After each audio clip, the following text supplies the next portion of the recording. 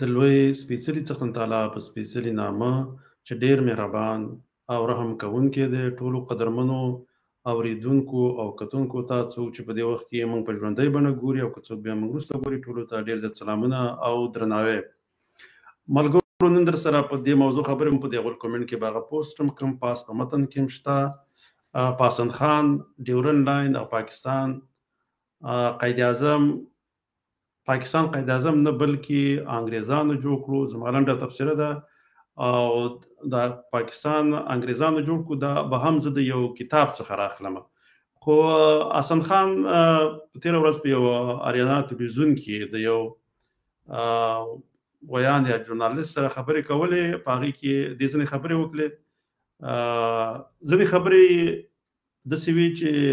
باید زه پرې هم خپله تبصره لرم، خو ځینې بیا حقیقت ته لږ نږدې خبرې هم کړي دي. خو زه دا ویډیو ږدم، هغه کومې خبرې چې زه غواړم هغې ته جوابونه ورکړم، په هغې باندې به بیا تبصره کوم. ما دا ویډیو له ډېره لنډه راغستلې ده، نو چې کله دا خبرې کوي زه چې بیا خپله په وخت کې به خبرې وکړم دا به ښه وي، ځکه که داسې زه اوس پرې خبرې وکړم نو بیا به هغه مطلب باندې به تاسو پوه نه شئ، ځکه زه اول د هغې دا خبرې به نشر کړم، لږې لږې به نشروم، بیا پرې زه خپلې تبصره به لرم. نو دا به داسې دغه کوو. دا څه نوې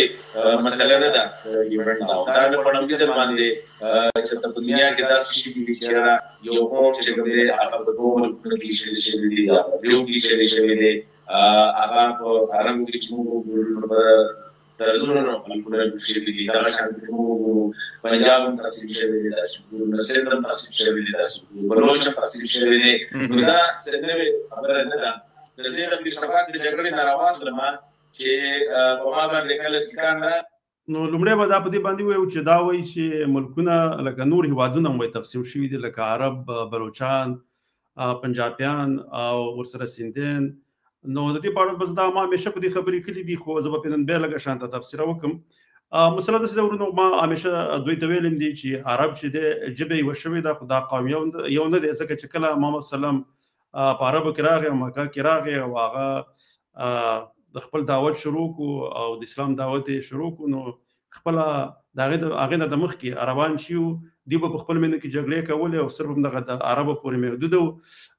نو بیا چې کله محمد سلم راغی او د اسلام دعوت یې ځان سره راوړو، نو بیا دې کې چې دی عربانو کې اتفاق او یووالی راغی او هغوی په ډېر هېوادونه یې ونیول او هغې د اسلام په حکومت لاندې دایره کې راوستل. نو په هغې کې داسې وو چې د ډېرو هېوادونو چې وه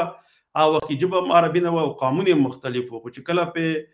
د پیړیو راهیسې عربانو حکومت وکړو او د دوی خلافت و، نو هغه بیا داسې شول چې هغه ژبې چې دي هغه خلکو خپلې ژبې د یاده وویستلې او هغه قومونه چې وو هغه عربي ژبه یې زده کړه.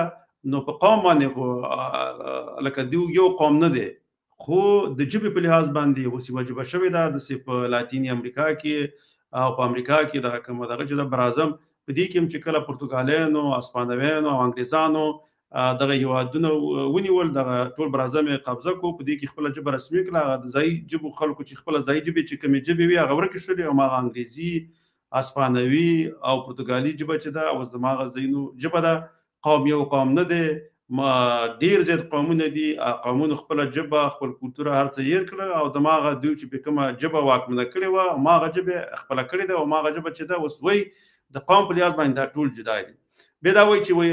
دغه عرب چې دي څو درجنه دي، دغه دا څو درجنه چې دي د دې ټول خپل قومونه جدا دي، ژبه یې یوه ده. یو بل که ته وایې که چېرته بلوچان تقسیم شوي دي او تاسو هلته غازغن تار تېر شوی دی، بلوچان چې دي اخواته په ایران کې هم دي او دې خواته په بلوچستان کې هم دي. نو چې کله دغه بار پنجابیانو تېروو، په دې کې خو ایرانیان هم خوشحاله وو، ځکه ایران د دې نه ډارېدل که چېرته د پاکستان د پنجاب دا کومه قبضه شوې بلوچستان چې دی او د ایران دغه چې ایرانیانو قبضه کړی، که چېرته دغه بار تېر شو نو ښه به دوی په منځ کې به یوه دایمي لکیره تېره شي او دغه ځمکې چې دي همیشه به واکمنان ایرانیان او دې خواته به پنجابیان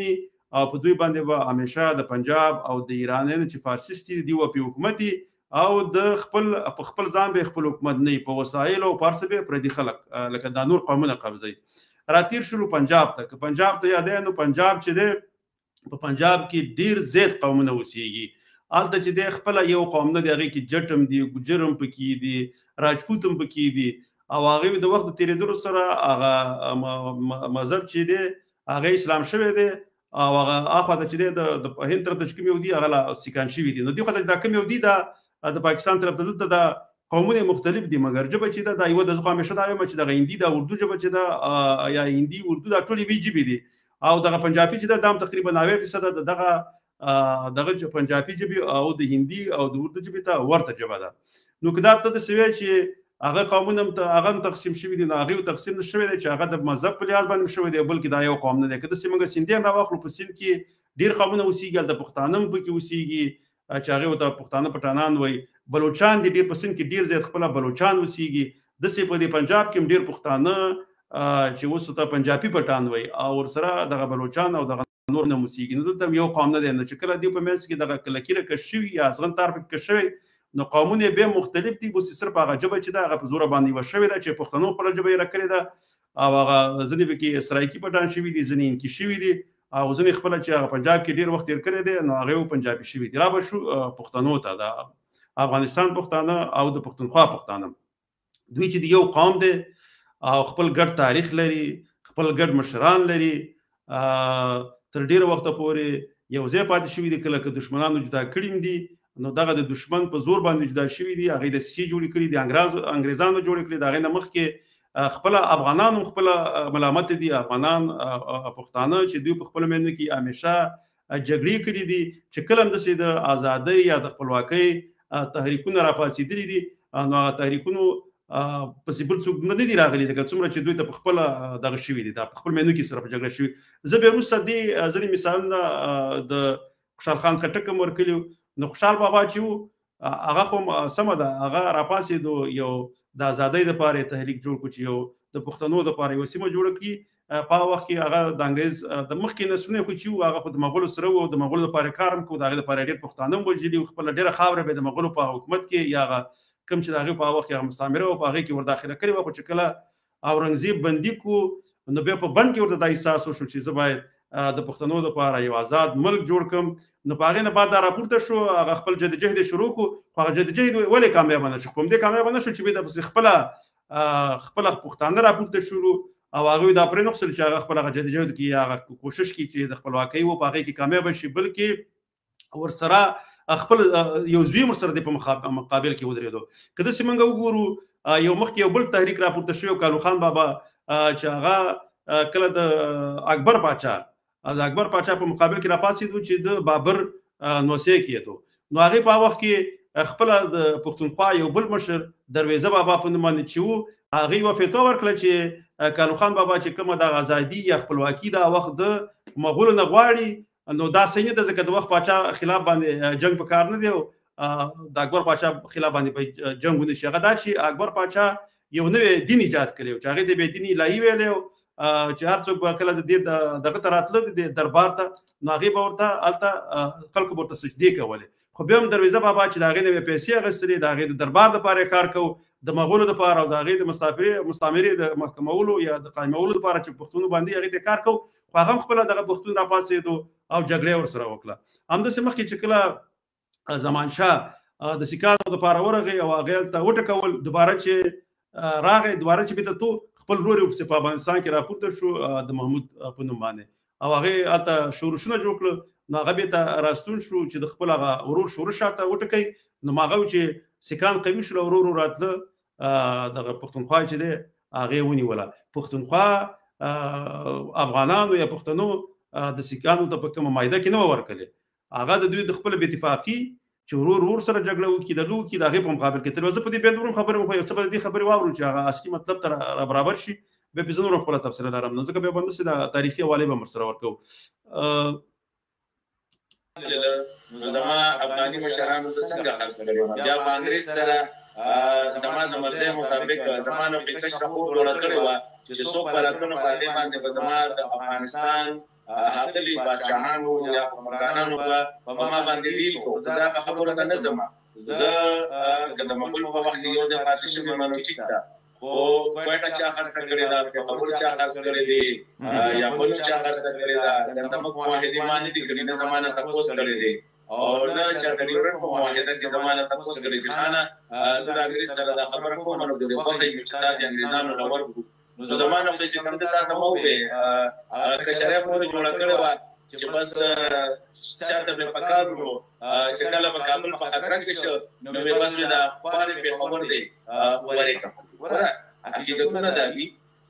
یو خبره تاسو ته ما دا وې چې خپل دا لکه دی دا خبره وکړه کنه چې منګه د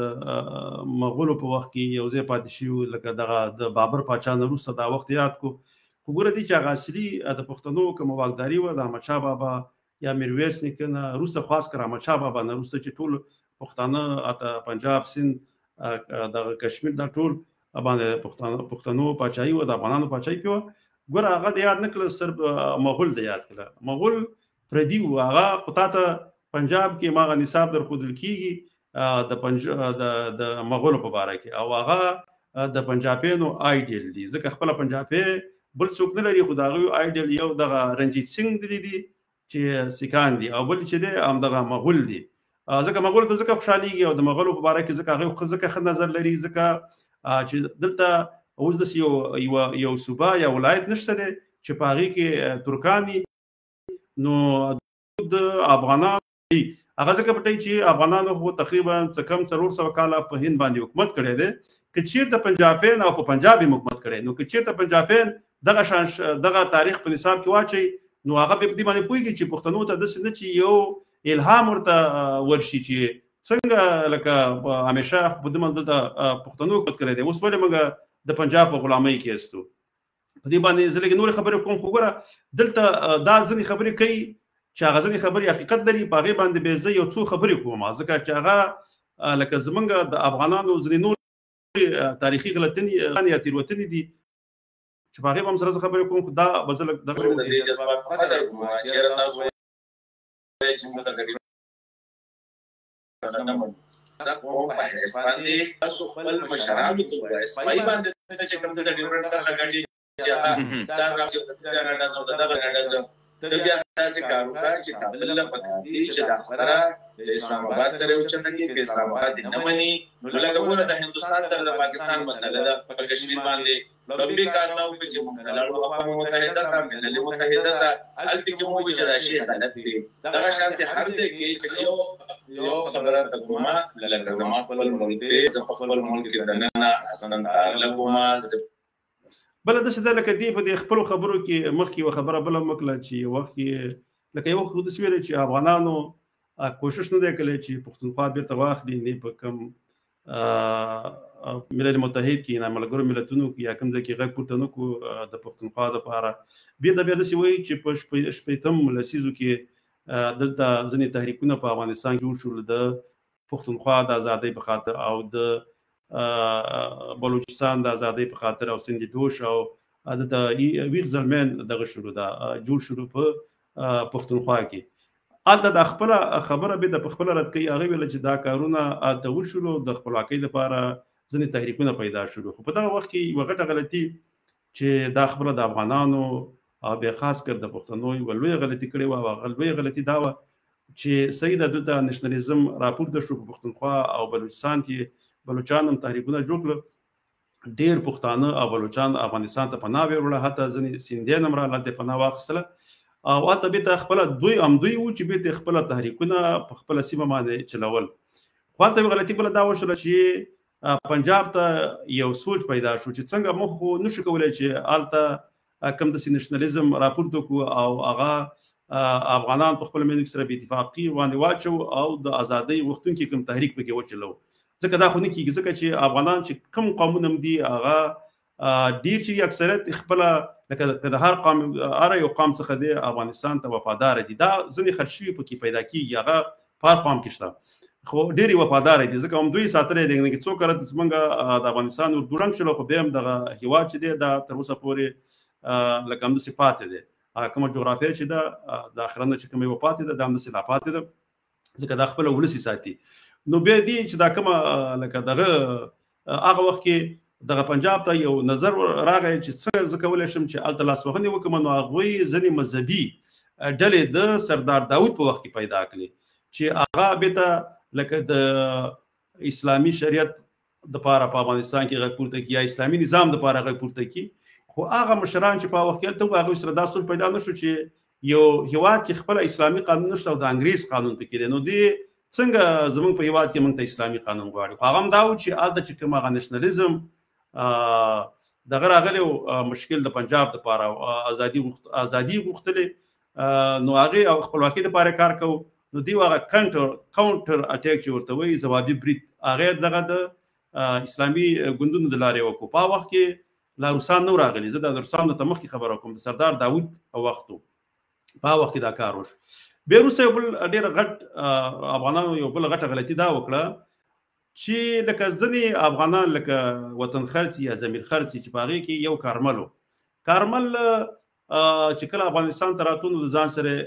روسان راوستل او دا ډېره غټه موقع ورکړه پاکستان او دغه نورو هیوادونو ته چې په افغانستان کې مداخله وکړي که چېرته په وخت کې هغې د روسان نه وی راوستلی نو هغه کوم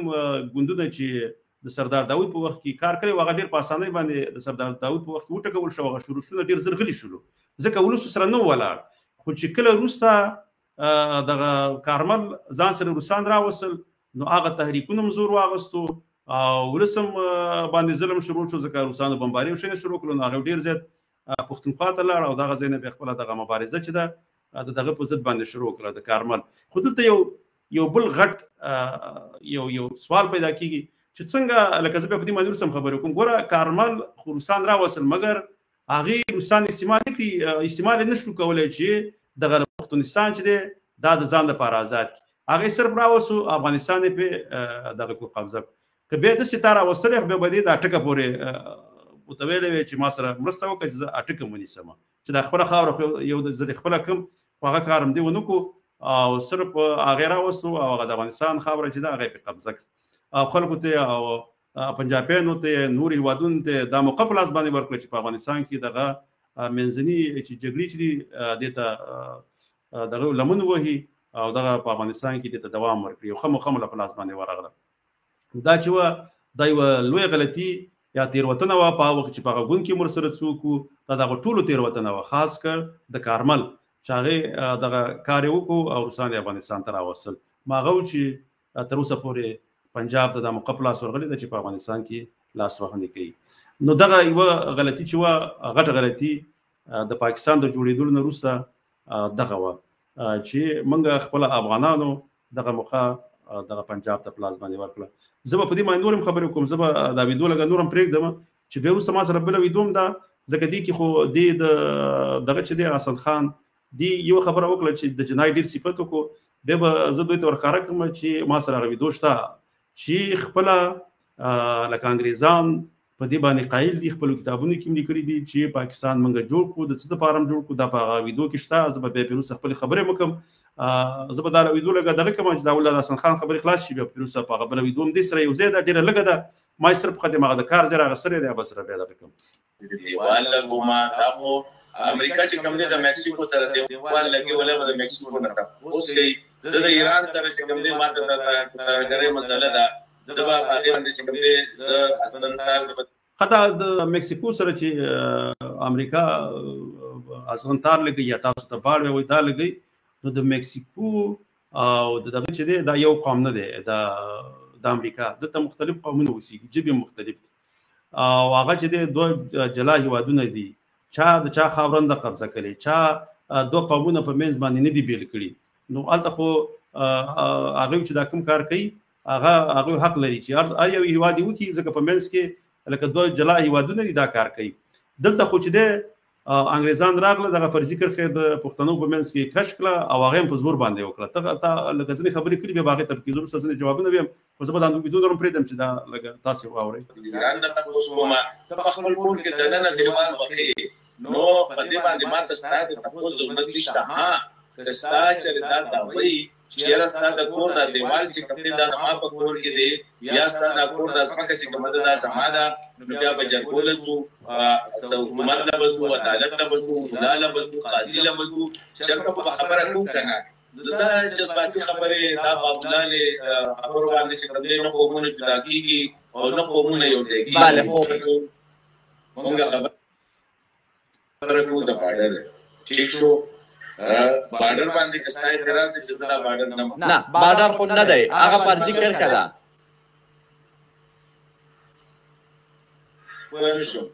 مالدا یو رسمي بارډر نه ده هغه یو فرضي کرښه ده چې تر اوسه پورې لا ینحله مسله ده دا خو ته وایې چې فرضي کرښه ده نه دا فرضي کرښه تا زما په سینه باندې خو تا راښکلې ده که نه دا ته خو ما ووایي که نه چې زه سیکان نه لرم تا زه په هغوی باندې خرڅ کړم ما خو څه نه وویې دا خو تا ته خو ما شروع کې وویې چې حسن خان دغه ځای کې غلط شوی دی په سیکانو سره دا دې سره کوم ثبوت دی چې په سیکانو باندې افغانانو دغه خرڅ کړي پښتانه خو راغله جګړې وکړه ما خو مخکې ویلې ځکه چې په هغه وخت کې خپله افغانان ملامت دي صحیح ده په دې ملامت دي چې په خپل ملي کې په سره په جګړه باندې اخته او چې کله به کوم د وخت پاچا تر پېښور راورسېد او په پنجاب باندې به حمله کوله بېرته به په قندهار یا په کابل په دې ځایونو کې به ورونه راپاڅېدل شروش به جوړ کړو یا به په هرات کې راپاڅېدل دوی به بېرته راوګرځېدل او په خپل ملي کې به سره په جنګ اخته شو نو هغه موقع چې دا هغه خپله رنجیت سنګ ته په لاس باندې ورغله رنجیت سنګ چې و دا خپله زمان شاه چې د احمدشاه بابا نوسې کېدو نو دا هغې خپله همالته یو وخت کې خپل والي هلته مقرر کړی و ځکه چې هغه یو وخت کې په لومړي ځل باندې چې شاه زمان لاړ په پنجاب باندې حمله وکړه دا سیکان ته وتښتېدل بېرته چې خبر شو چې ورور محمود شاه شاته په افغانستان کې شورش کړی دی او دې په ضد باندې راپاڅېدلی دی نو هغه چې کله راتو د بیا په دې د دې په وخت کې په دې سیند چې راپورې وتو نو ځینې توپونه ترې دغه وړي وو اوبه وړي وو په سیند کې بیا هغه بېرته هغه رنجیت سنګ ول هغه هم راوړل نو بیا دا ورته دغه شو بیا دلته په دغه باندې رنجیت سنګ چې دی دا د پنجاب په وخت کې والي کو خو دغه د پښتنو صحیح ده دغه غلطي شته چې لکه دوی خپل منځي جنګونه دومره زیات کړل چې ډېرې د افغانستان برخې چې وې هغه ترې د لاسه ووتلې او په اخره کې پېښور هم سیکان ونیو خو دا یې داسې نه دی نیولی چې دا چا خرڅ کړی دی یا دغه سودا ورسره شوې وه خو رال دوی خپل منځ کې سره په جنګ اخته وو بې اتفاقیګانې وې او هغوی دا ځای ونیو نو ځکه بیا خو د پښتنو په منځ کې لکه غلط تاریخ خپرول دا هم ښه کار نه ځکه چې د دې باندې د پښتنو زړونه د یو بل نه بیا بدېږي او بل دا کار دی چې زه همیشه دا خبره کوم لکه زمونږ د افغانانو پښتنو یو دا خپله دې ځینې خبرو کې مې خو دا ځم ویم چې دا یو کار ډېر بد دی وګوره موږ خاص کر ځوانانو ته دې خلک ډېرې ګوري خپله نور ځوانان هم ګوري هغه د سوشل د کومه میډیا چې د یا رسنۍ چې دي دې ته ډېر کسان ورته ناست یا ته په زرهاو کسان ورته کښېني هغوی لکه د کوزي پښتونخوا پښتون سره راځي یو خو یو بل ته کنځلې کوي یو دا ډېره غټه غلطي ده بله د کوزي پښتونخوا خلکو ته پاکستانی وایي نو د دومره شعور دا هم نه لري چې زه د خپل پښتون ورور سره لګیم خو ته د پښتونستان پښتون ویوه نو که تا کې خپل هم دا شعور نشته چې تا هغې ته پاکستانی وایې بېرته په خاوره هم دا ولرې نو ځکه دا خو خپله زموږ دغه او بیا هغه نور هلکان خوشحاله وي ځکه هلته فکر چې دا بس افغان هیرو دی او ما نه به ډیورن ګټي هغه دې سره چې ډیورن به رانه وګټي هغه دا چې دا خپله دومره احساس نه لري چې زه هغې ته د پاکستاني ویم خپله ورته هغې ویم ځان ته وایي او زه یې ورته ویم نو زه خو ورته باید نه یم هغې خو نصاب کې ورته ورښیي یا د میډیا د لارې ورته ورښیي نو زه یې ورته ویلی ویم ځکه هغه نور چې ورته ناست دي هغه هم دا احساس نه لري چې بېرته په دغه هلک باندې نیوکه وکړي څوک چې هغې ته پاکستانیان وایي چې وروره ته هغې ته پاکستانیان ولې وې دا د پښتونستان دي پښتونستانی ورته ویوه یا ورته د پښتونستان پښتون ویوه صحیح ده که د حکومتونه یې نشي کولی یوه یېره یو ډار به ورسره وي نو ته خو یېره او ډار نه لري ته خو صحیح پاکه خبره کوه که نه بیا دغه نورو پښتنو ته او دغه نورو ځوانانو ته خو ته غلط شی مه ور زده کوه که نه لکه صحیح ده پخوا دا کار نه دی شوی دا کار باید ته اوس وکړې نو ځکه دې سره د پښتنو په منځ کې زمونږ هغه لرېوالی بې اتفاقي نور هم زیاتېږي ته بیا هغې ته پاکستاني وي هغې ته کنځلې کوي هغه بیا تا ته کنځلې کوي بل لکه ته هغه باید دې ته وهڅې چې دغه بیرغ چې دی دغه بیرغ ستا بیرغ نه دی دا د پنجاب د بالادستۍ بیرغ دی ډېر په ارامه او په خوږه لهجه باندې که چې د ده ته پاکستان هر څومره قوي کېږي دې کې واک او قدرتمند چې دی هغه پنجابی دی هغه لکه نور هم هغه واکمن کېږي او دغه نور واړه قومونه چې دي دا به نور هم د غلامۍ لاندې راځي نو هغه ته دې ته وهڅوه چې خپله په دې خپله دغه باندې پېښ شي چې دا لکه په مشکل کې دی لکه دلته واکدار څوک دی کوم قوم سره واک دی ولې د پښتنو په منځ کې بې اتفاقي پیدا کړه باید دا شی نه زده کړي خو کسان ورته په زړونو ناست دي او خبرې چې دي هغه صحیح لکه نشي رسولی زه به دا یو څه نور پرېږدم لکه افغانان اوس هم درسره زه تیار یم خو صرف ستا په پښتو باندې خو نه کېږي که نه که ته غواړې د واقعي دا فرضي کرښه ده دا پېښور چې کوم دی دا د افغانستان حصہ ده زه سره ومنم چې شو دا کوټه چې کوم دی د افغانستان حصہ ده زموږ طرف ته خلک خبره کوي د پوری سویا سو خویا کنه نو ته هم چې کوم دی دومره وکړه چې په خبر کې ستاسو کنسلیټ دی دا په متنازعه ځمکه باندې دی دا کنسلیټ دی بنده چې ما ته زه چې درځم خپل وطن ته زم ته دا غنی چې دا سم چې کوم دی د پیښور دی او دا افغان دی نو بیا خو موږ وکړو چې د پیښور سره راځي د پټي سره راځي د بل سره راځي د کوهاټ راځي د سواد راځي موږ په جذباتو خبرې ګوره څنګه دا پرېدم دا چې دا خبرې خلاصي ګوره د دې دا خبرې چې دي لکه دا د دې حق دی ځکه چې دا د دې وکیلان دا ځکه د سی وایي چې ورته ما ته افغان دی نو ولې دې زما په خاوره باندې خپل لکه دغه امبیسیګان یا کنسولټ چې ته دوی وایي دا دې جوړ کړي دي دا دې ولې جوړ کړي دي خو خیر زادي خو دا استاد ورته جواب ورکړو چې دا زموږ خلکو ته خپل اسانتي ورکړو دا به وایي چې نو صحیح د اسانتي ورکې اخو دې جوړ کړي به زمانه ویزه ولې ته غواړي ته چې ته ما افغان ګڼې ولې دې مال ته په ورسي جرګه کې یا د مشرانو په جرګه کې زینه دی راکړي نو دا غزنی خبر دی ولې اوسه پورې دا خبرې لکه زبد سره د شام سره زومنم نو کبه وې زبد سره ټوپک مر واخم په دې په خپل خبرو کې ویل دي سید دې مخالفت مو کو خدا خود سي وسوګر د خپل وسیږي ژوند ته خطر دی دا خود سره وسو بازي د خبرې ځنی وکي نو یو خو د چې دا لکه څنګه چې غنور په دفي وجنو کې وجل کېږي دا به مو وجل شي پورته بشي یو ځای کې به دومره وهل ولور کې چې بیا به ټول عمر وروغ نه ګرځي نو د شله چې ځنې د هغې واغه مشکلاتو ته هم باید سره وګورو مونږ خو بیا هم آزاد یو لکه بېرته په داسې یو هېواد کې ژوند کوو چې دلته د ISI هغه اثر رسوخ یې دومره کم دی یو څه خو یې په ځینو افغانانو کې هم شته خو بیا هم هغه دغه اندازه کې نه دی نو که ته یوه خبره شي کولی نو هغه تا دا خبره نشي کولی لکه عارف وزیر شهید کو داسې نور ډېر شهیدان کړه چای پوښتنه وکړه عثمان کاکړ صاحب شهید کو چای پوښتنه وکړه لکه نو خو داسې یو قوي هېواد شته نه یو قوي اقتصاد شته دی ځکه جنګونه په اقتصادونو باندې کېږي هر څه اقتصاد پورې تړلی دي نو صحیح د ځینې وخت کې یو چانس هم یوه موقع برابره شي لکه څنګه چې بنګال ته برابره شوله او بنګال خپل ازادي سره اوس په اقتصادي لحاظ د دې خواته د مغربي پاکستان چې دوی دینه مخکې دی او په خپل باندې ځان باندې واکمنه دا یو آزاد هېواد دی زه به دا خبرې ولا لږ نور هم پرېږدم بیا د دې نه وروسته د پاکستان یوه خبر راځي نو بیا به زه خپله تفصیلات ته لږ دوام ورکړم بیا به ستاسو څرګندونې وي زه حقیقتونه دومره خو ته کمی شي که نه دا ملګري چې لګیا دی مې رانه هېر شو ما پوره وانه اورېده خبره دا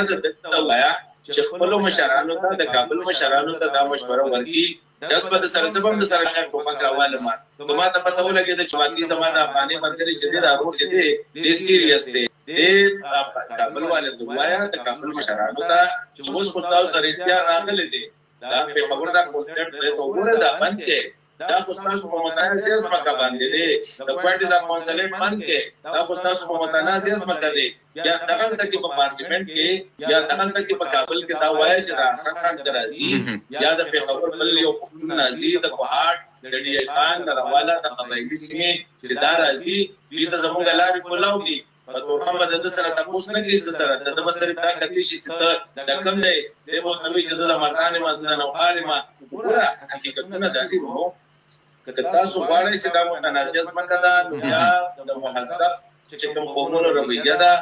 لمبې د دې نه مشورو کوو زه د سره ودرېږم تاسو ته خو مه ووایې که نه چې زه د سره ودرېږم خو ته د کابل مشرانو ته دې دا ووایه چې د پارټي او د دغه نه په کنسلیټ کې یوه بله ورته دا ووایه چې د حسن چې کوم دی د حسن خان چې دی دا یو پښتون دی افغان دی د دې د پېښور دی د کوهاټ دی د ډي خان دی د وزیرستان دی د باجوړ دی د سوات دی د دیر دی د منصوري پټاباد دی دا خو زما ورور دی د دنه به ته څنګه نو دی دلته کې د اسلام آباد کې بندیسۍ والا ته ووایې چې دوی دپاره به داسې څه نه کوي ګوره حقیقتونه به وایي اب جو برٹش آرمی کے ٹاپ جنرلز ہیں مثلا 12 مئی 1947 کو ایک میمورینڈم تیار کیا گیا آرم فورسز نیوی اینڈ آرمی پلس the hero of the second world war فیلڈ مارشل منٹگومری اور لارڈ اسمے اور یہ سب اکٹھے ہوئے اور اس میمورینڈم میں کہا گیا کہ اگر پارٹیشن ہوتی ہے تو یہ ہمارے لیے اچھا ہے کیونکہ مسٹر جناح is willing to join the Commonwealth ہمیں ان سے ڈیمانڈ کرنا چاہیے کہ کراچی پورٹ فیسلٹیز Pakistan air bases जो बनेंगी वेस्ट पाकिस्तान की, और यहाँ की मैन पावर जो है ये बरतानिया को मिले। خدا وایي کنه چې کله چې دویم جنگ جهانی کې انګريزانو هغه جګړه وبلله، نو انګريزانو هغه نه جګړه خو وګټله، خو اقتصاد ډیر ضعیف شو او امریکا چې دی هغه یو قدرت په اس باندې په نړۍ کې ظاهر شو. نو په وخت کې به الکه دومره ضعیف اقتصاد سره انګريزان نشو کولای چې دغه کومې دغه چې دی مستعمره دا د خپل کنټرول لاندې وساتي. نو څنګه چلو شو به دوی کې دا فیصله وکړه چې که هند امدسي منګه پریدو نو دا لکه خنده دی باید منګه هند په دوه برخو باندې ویشو، چې ځکه چې د پاکستان کومه برخه چې دا په دې کې به لکه موږ به دا قائد اعظم ته ورکو، قائد اعظم ته به موږ ویو چې دغه ځای د بندرګاه او دغه ځای کې چې دا کوم دغه هوایي دغه چې جوړیږي دا اډي چې دي دا به لکه انګريزانو ته ورکوي. هغه انګريزان او امریکایان په ټول یو دي، نو به دا کار چې دی به د امریکایانو سره وکړو. دا خبرې لګي نور به کې دي به دغه کوم ځکه چې دی به ویل ځکه صرف یو د قانون پاتې وي یا یو منټ इसके जाते वक्त फिर उन्होंने एक ऐसी स्टेट बनाई जिसको वो कंट्रोल कर सकते थे। अब अपना आफ्ताब इकबाल साहब आप देखें उनकी दूरंदेशी कि आखिर में पाकिस्तान के जरिए उन्होंने अफगान जिहाद कराया। अगर हिंदुस्तान एक मजबूत ग्रेट पावर होता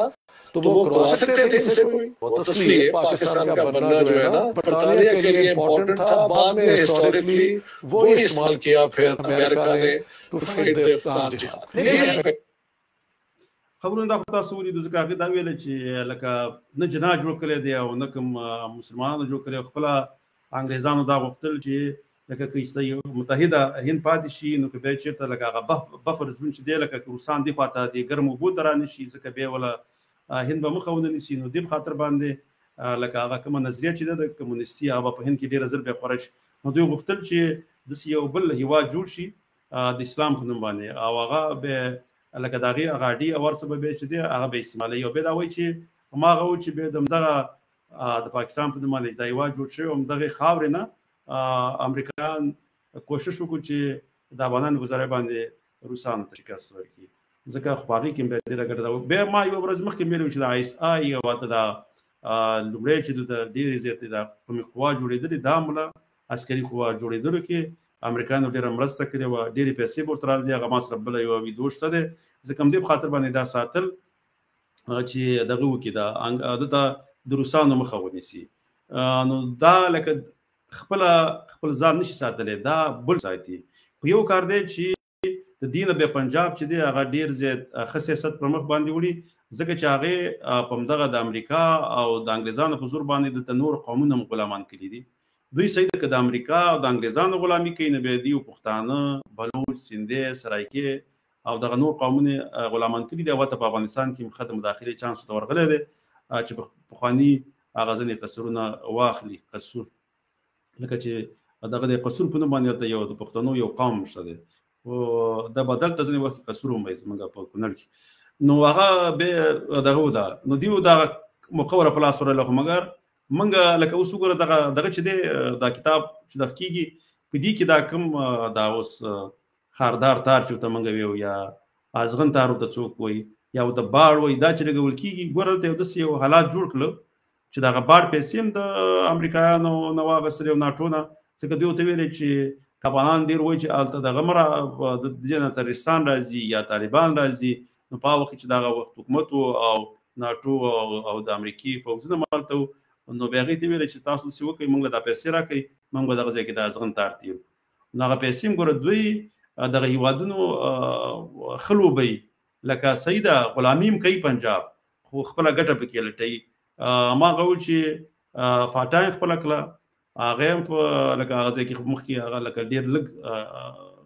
د حکومت د تاثیراتو لاندې وه د پنجاب، هغه اوس مکمل د هغې د حکومتدارۍ لاندې شوله، او هغه ازغن تار هم پکې تېر شو، او هغه کوم دغه چې و پیسې هغه هم دوی د امریکا نه واخیستلې، ګندې په دغه دومره کمزور اقتصاد باندې پاکستان هېڅ دا کار نشو کولی. دلته چې جنګونه ځکه زه هم په اقتصاد باندې کېږي، ګوره خپله روسان چې دي قوي عسکري قوه لري، لکه دوی چې د آرمي وایي جدیدي اسلحه لري یا د اسلحه خرڅوي خو هغه دا چې د اقتصاد له پلوه کمزوری هیواد دی نو ځکه نور کوم د منځني اسیا چې وایي یا مشرقي اروپا چې وایي هغه ته آزاد شول چې اقتصاد یې نه درلود. اوس خپل د پاکستان اقتصاد ډیر زیات کمزوری شوی دی که چیرته امریکا یې په پښو ونه دري نو ان شاء الله تعالی بلوچستان پښتونخوا او سند به ورنه جدا هیوادونه شي او دا به ان شاء الله تعالی کیږي. خو که چیرته به دوی د سیولو به ولوبي چې د پښتانه په خپل منځ کې سره په جګړه اخته کې ځکه څنګه چې اخته کړی دي ځکه اوس هم موږ په دومره په لکه دا سیکولر او کمونیست او جهادي او دا طالب او په دې ډلو باندې دومره ایشتلی او دومره له یو بل سره نفرتونه لرو چې کلاس یو څوک چې راځي به تفسیر هم کوي کله هغه د طالب طرف ته ستایل وکړه نو هغه نورو ته کنځلي کوي که چیرته د نورو طرف ستایل وکړه واغې کې هغه شي نه وو نو بیا هغه طالب ځنې طرفداران چې به راځي هغه کنځلي کوي. نو ورته چې موږ زه راځم زه نه د خلکو د لایک دپاره راځم نه د فالو دپاره راځم زما مقصد د پښتنو یووالی دی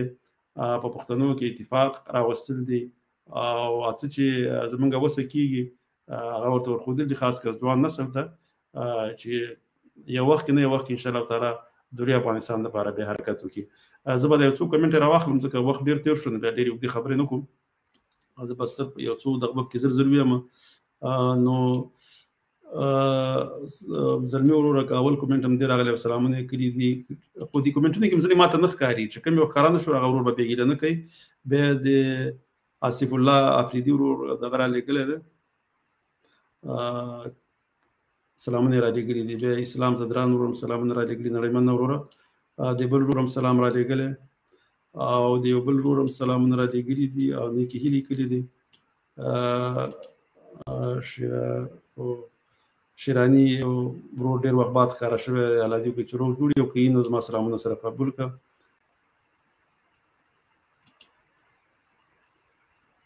طارق صدیق لیکلي دي چې هغه یو جاسوس دی او د ټول عمر د پنجاب د ګټو لپاره بیانونه ورکړي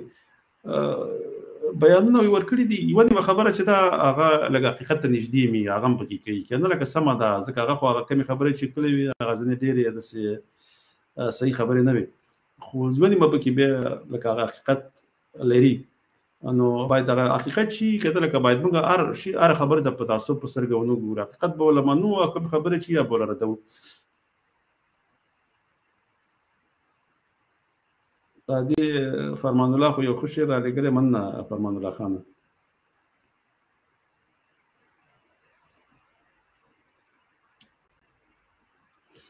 ایوب خان ورو لیکلي وایي دوه څلور ورځې غیر حاضر وم بس الله دې وکړي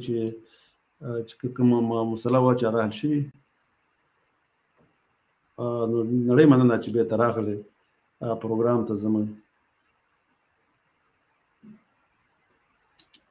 خادي ورو لیکلي وایي څنګه کولی شم تاسو سره اړیکه ونیسم نو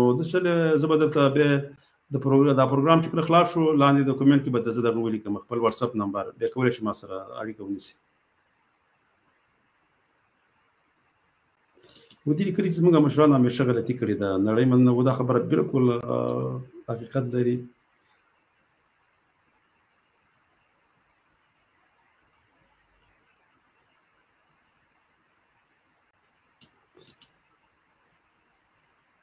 او دا صحیح خبره دې کړې ده دې لیکلي وایي خط ډیورند یوه فرضي کرښه ده نو د تور پنجاب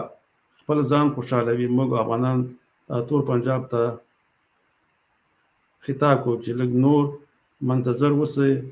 په توکل د خدای سره تاسې موږ لر او بر افغانان نس نابود کوو انشاءالله تعالی دا به کېږي.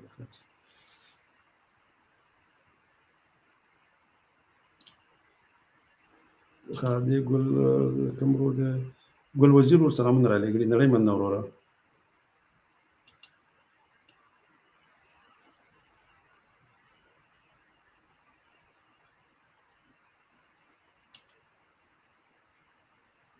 د ورور لیکلي چې پنجاب ډېر د منې کوفتي است بالکل خو انشاءالله تعالی الله به یو وخت راولي.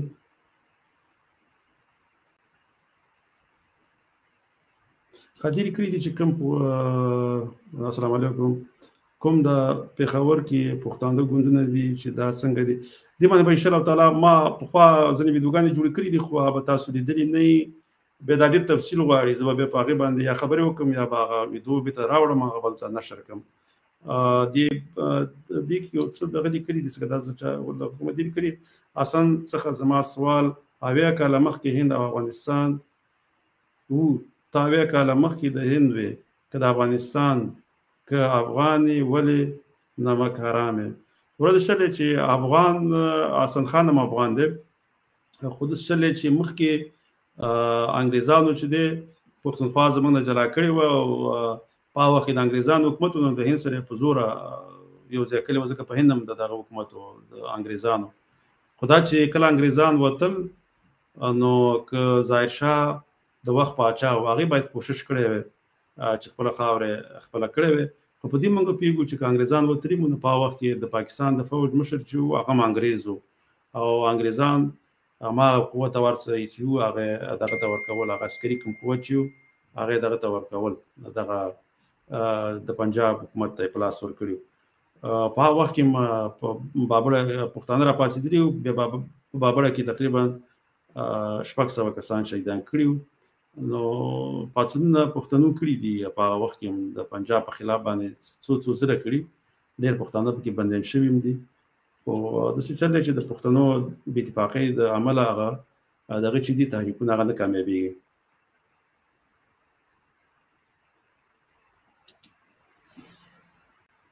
او دا خبره دې بالکل صحیح ده ځینې خلک وایي سوچ ده که چاره خبره خپل دره شغه کوي مننه وروره دا خبره دې صحیح ده بالکل سمه خبره دې کړې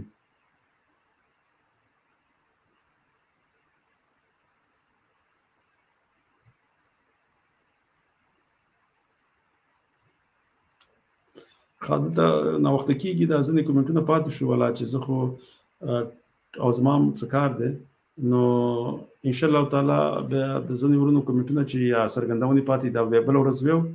به زه اخرنی یو ځل بیا زه ویم کوشش کوئ خاص کر هغه نوی کول چې دی چې هر چاته نږدې یا کوم یو زما دا خبرې واوري لومړی باید دا کوشش وکړي چې د کوزي پښتونخوا پښتنو ته پاکستانیان مو وایي که نه لکه دا ورته مو وایي ځکه بېرته هماغوی هغه تاسو ته د سوشل میډیا د لارې ویوي بېرته هغوی سره خبرې هم کوئ کله ورسره کنځلې کوئ کله ورسره نرمې خبرې کوي بېرته ورته پاکستانی وي نو دا کار مه کوئ نو نور دغه کوم ورونه چې اوس راغلي هغې ته هم زما سلام پروګرام ختمومه ځکه ناوخته دی انشاءالله تعالی په دې باندې به بیا یوه ورځ نور مېلمانه هم ځان سره راولم او په دې تاریخونه ما په رنجیت سینګ باندې یو ویډیو کړې وه خو دا کار دی چې هغه داسې کوم داسې ویډیوګانې چې یا ډاکومنټري غوندې چې هغې کې لږ معلومات وي هغه بیا څوک نه ګوري نو ډېرو خلکو به نه مو کتلی هغه ډېرو ته نه ورسېدلی نو هغه رنجیت سینګ هغه تاریخ باندې زمانشاه محمود شاه دا ټول ما دغه کړي وو په دې ما خبرې کړې وې د آی اس آی چا جوړه کړه امریکایانو جوړه کړه کله چې لکه پاکستان تقسیمېدو بیا لکه ایف سی چا جوړه کړې وه انګریزانو جوړه کړې وه